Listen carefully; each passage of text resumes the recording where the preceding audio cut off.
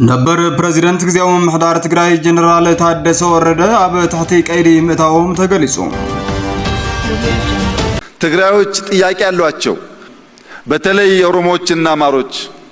ካላደመጣችሁ ኢትዮጵያን ልታጸኑ አትችሉም። ቀዳማይ ሚኒስትር ኢትዮጵያ አብይ አህመድ አሊ አብ ሕገ መንግስት ኢትዮጵያ መምሐያሽ ከም ዝገብር አፍሊጦም። በመጪው ቅዳሜ ሐምሌ 11 ከ12 ሰዓት ጀምሮ በመስቀል አደባባይ ህዝባዊ ሰላማዊ ሰልፍ ይካሄዳል። صباح ቀዳም አንጻር ግፋ ተጋሩ ዘቅና ሰላማዊ ሰልፍ ይካሄድ ምዃኑ ተሐቢሩ። ሰላምታናና በዘለኹም ይብዛሕኹም ክቡራትን ክቡራንን እዚ ሮራ ሚድያ እዩ። እንሆ ትኩስ ሓበሬታ ዝዕለት ከም ዝስዕብ አዋዲድና አቅሪብና ለኩም ኣለና። ካብ መባእታ ክሳብ መወዳእታ መደብና ሓቢርኩምና ክትጸንሑ ብኽብሪ ንዕድም። ሰናይ ምክትታል። ነበር ፕሬዝዳንት ግዚያው ምሕዳር ትግራይ ጀነራል ታደሰ ወረደ ኣብ ትሕቲ ቀይዲ ምእታዎም ተገሊጹ። በመሰረት ውዕል ፕሪቶሪያ ንዝቆመ ግዚያው ምሕዳር ትግራይ ንኣሳት 1 ዓመት ዝመርሐ ጀነራል ታደሰ ወረደ ኣብ ዝሓለፈ 30 ሚያዝያ 2018 ዓመተ ምህረት ብሓይሊ ካብ ስልጣኑ ካብ ዝእለ ጀሚሩ ብዛዕባ ዝርከበሉ ኩነታት ግልጽ ሓበሬታ ይተረኽበን ጸኒሖም። ነተወሳኺ 1 ዓመት በመንግስት ፌደራል ዝተናውሐ ስልጣነት ጀነራል በይናዊ ውሳነ በመባል ዝነጸገ ህወሓት እቲ ግዚያው ምሕዳር ክፈርስን ውዙፍ ናይ ቅድመ ኩናት መንግስቲ ከምልስን ብዝብል ውሳነ 30 ሚያዝያ 2018 ዓመተ ምህረት ኣብ ቤት ጽሕፈት እቲ ፕሬዝዳንት ፈላማይ ኣኼብኡ ምክያዱ ዝዝከር እዩ። እዚ ናይ ቀጻል ሓደገኛ መንገዲ ዝተጀመረ ልዕለት ስለ ዝኾነ በዚ ምኽንያት ንዝስዕብ ሳዕብን ተሓታቲ ስልጣን ግዚያው ምሕዳር ብጉልበት ይሕዘሉ ሓይሊ ምዃኑ ክገልጽ ደሊ ብምባል እቲ ጀነራል ኣብታ መዓልቲ ኣብ ዘውፅኦ ሓፂር መግለጺ ሓቢሩ ነይሩ። ነዚ ናይ መወዳእታ መልእኽቶም ሓላሊፉ ብድሕሪኡ ኣብ ምንታይ ኩነታት ከም ዝርከብ ናይ ብዙሓት ሕቶ ኮይኑ ንልዕሊ 2 ኣዋርሕ ጸኒሑ። ብዝሓለፈ ረቡዕ ኣምባሳደር ኣሜሪካ በኢትዮጵያ ኤርቪን ማሲንጋ ናብ መቐለ ዝገበረው ጉዕዞ ሲዕቡ ጀነራል ታደሰ ኣብ ምንታይ ኩነታት ከም ዝርከብ ንምፍላጥ ተወሳኺ ጻዕሪ ገይረ ዝበለ ቢቢሲ ትግርኛ ንፈለማ እዋን ካብ መቕረባቱ ጭቡጥ ሓበሬታ ረኺበ ክብል ጸብጺቡ። ከም ገለጻ እቶም ኣስማቶም ክጥቀሱ ዘይመረጹ ኣዝማድ ጀነራል ታደሰም አምባሳደር ማሲንጋ ምስ ጀነራል ንምርኻብ ቆጸር ሒዙ ካብ አዲስ አበባ ናብ መቐለ ከም ዝተበገሰም ቢቢሲ ኣብ ጸብጻቡ ወሲኹ። አምባሳደር ኤርቪን ማሲንጋ ተደጋጋሚ ጀነራል ታደሰ ክረኽቦ ሓሲቡ ከም ዘይተሳካዓሉ ዝገለጸ ተጸብጻብ ሎሚ እውን ብሰንከቲ ኣብ ትግራይ ዘሎ ዓፋን ስርዓት ከም ዘይሰለጦም ኣብሪሁም። ኣብቲ ግዜ ምንም ዓይነት ዕጀባ ኾነ ምንቅስቓስ መኻይን ከይግበር በአዛዝ ሰላም ጸጥታን ትግራይ ጀነራል ፍስሐ ማንጁስ ተኸልከለ እንትኸውን ንዝእግድ ሲሕሩ ዝተረኸበ ዝኾነ ይኹን ኣካል ድማ ስጉምቲ ከም ዝወሰዶ ተነጊርዎም እዩ።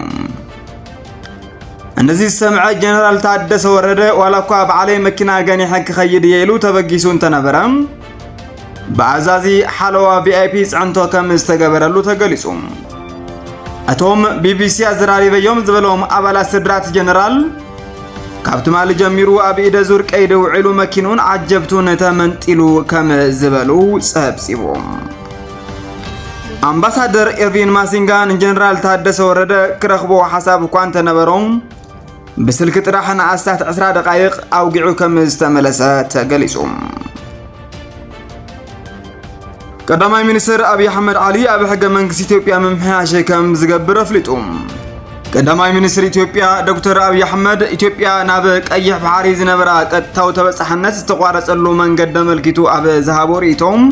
ንሱ ዝመርሖ መንግስቲ ኣብ ደገ ባሕሪ ንምርካብ ዘለዎ ድሌት ደጊሙ ኣረጋጊጹ። እቲ ቀዳማይ ሚኒስትር ኣብቲ ትማሊ ዝተጀመረ ጉባኤ ሃገራዊ ዘተ መኽፈቲ መደራብ ዘስምዓሉ እዋን ውሽጣዊ ድኽመታትን ኣፈላላያትን እቲ ሃገር ዕጽውቲ ጂኦግራፊክ ትኸውን ከም ዝገበራ ተዛሪቡ። ኣብዚ ጉዕዞ ብናትና ስንፍና ቀይሕ ባሕሪ ሰኣናሎ ኣጋጣሚ ሓደ መግለጺ እዚ ከይ ታሪኻዊ ክስተት እዩ ክብል ዝገለጸ እቲ ቀዳማይ ሚኒስትር ኢትዮጵያ ብሰንክቲ ዘይተመረጸ መንግስቲ ዝወሰኖም ውሳነታት ናብ ቀይሕ ባሕሪ ዝነበራ ተበጽሕነት ከም ዝሰኣነት ተዛሪቦም እዛ ሽሙር ኤርትራ ናጽነታን ትእውጅ ኣብ ኮረቻ ስልጣን መንግስት ኢትዮጵያን ዝነበረ ኢህአዴግ ምዃኑ ተዓዘብቲ ይዛረቡ ብዙሓት ተንተንቲ ፖለቲካ ቀርኒ ኣፍሪካ አብይ አሕመድ ኣብ ዝተፈላለዩ እዋናትን መድረኻትን ንዝህቦም መግለጽታት ምርኩስ በመግባር ዋንነት ኣፍደገ ባሕሪ መሊሱን መርከብ ሓይል ክጥቀም ይኽእል እዩ ዝብል ስግኣት ከም ዘለዎም ይገልጹ እቲ ቀዳማይ ሚኒስትር ኣብ ናይ ትማሊ መደርኡ ካብ ጉዳይ ኣፍደገ ባሕሪ ብተወሳኺ ኩሎም ህዝብታትን ብሄራትን ሕቶ ኣለዎም ስምዕዎም ብፍላይ ግን ኦሮሞን ኣምሓራን እንተዘይሰሚዕኹምዎም ኢትዮጵያ ይትድሕነን ክብል ዘልዕሎ ወግዒ ገለ ተዓዘብቲ መርዚ ዝተለወሱ ሓደገኛ መደረ እናበሉ ቁጥዕኦም እናገለጽሉ ውዕሎም አፋሮች አድምጧቸው ትግራዮች ጥያቄ ያሏቸው ወላይታዎች ሲዳማዎች አድምጧቸው ዳሰነች አሌ ጥያቄ ያለው በተለይ ኦሮሞዎችና አማሮች ካላደመጣችሁ ኢትዮጵያን ልታጸኑ አትችሉም ጽባህ ቀዳም አንጻር ግፋ ተጋሩ ዘቅንዓ ሰላማዊ ሰልፊ ክካየድ ምዃኑ ተገሊጹ አቲ ብሰንኪ ፖለቲካዊ ቅልውላው ኣብ አዲስ አበባ ይነብር ዘሎ ትግራዋይ ኣብ ልዕሊ ኣናእሽተይ ሕዋቱን ስድርኡን ይበጽሕ ዘሎ ግፋ ዝቃወም ሰላማዊ ሰልፊ ከም ዝጸውዖ ተፈሊጡ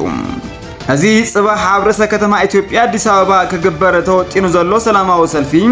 ጀነራል ጻድቃን ገብረትንሳኤን አይተ ጌታቸው ረዳን ብዝርከብዎም ፖለቲከኛታት ትግራይ ዝተመስረተ ቤት ምኽሪ ዝወደው ምዃኑ ይዝግለጽ ኣብ ትግራይ ይፈጸመሎ ዝበሃል ወታደራዊ ግፋ መናእሰይ ዝቃወም ከምኡውን መንግስቲ ፌደራል ተመዛበልቲ ምዕራብ ትግራይ ናብ መረበቶም ክምልስ ዝሓትት ምዃኑ ዝተገለጸ ሰልፊ ኣብ ትግራይ ስልጣን ሒዙ ብዘሎ ውድብ ህወሓት ከቢድ ተቃውሞ ይገጥሞ ከም ዘሎ ተሓቢሩ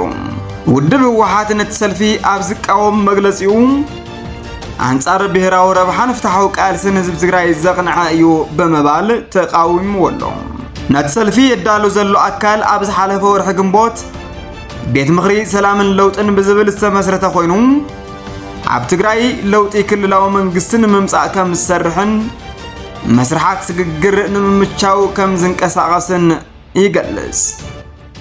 ኣብቲ ቤት ምኽሪ ፓርቲ ዲሞክራሲያዊ ስምረት ትግራይ ፓርቲ ወለዶ ትግራይ